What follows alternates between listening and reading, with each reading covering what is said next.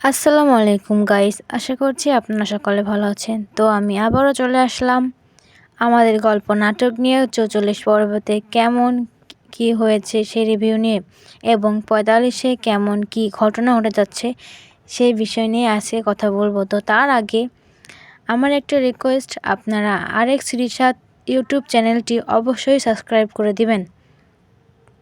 চলুন এবার যা যাক মূল টপিকে।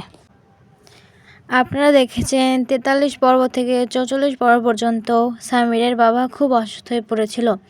তারপর ফারহানা তার আব্বুকে ফোন দেয় এবং সে গ্রামের বাড়িতে আসে। তারপরে ফারহানা তার বাবাকে জানায় যে তাদের ওই বাড়িটা ফাহাদ বিক্রি করে ফেলেছে। পরে ফারহানা বলে সামির ভাইকে একবার গ্রামের বাড়িতে আসতে। মামা অনেকবার সামির ভাইয়ের কথা বলছিল। তারপর ফারহানার বাবা বলল, ওয়েট, আমি ফোন দিয়ে দেখি সামির কি করে। এখন বন্ধুরা দেখতে থাকুন সামির কি গ্রামের বাড়িতে আসবে।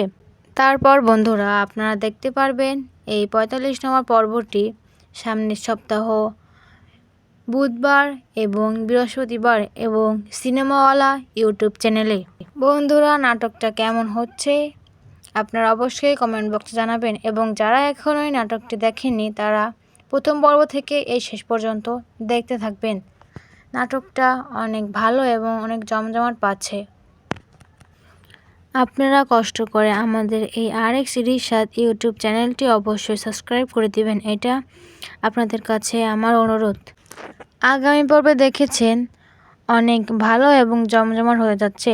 সামনের সপ্তাহ নাটক অনেক ভালো হবে সেটা বোঝা গিয়েছে আগামী পর্ব দেখে। তো বন্ধুরা আজকে এখানে বিদায় নিচ্ছি আর আসসালামু আলাইকুম।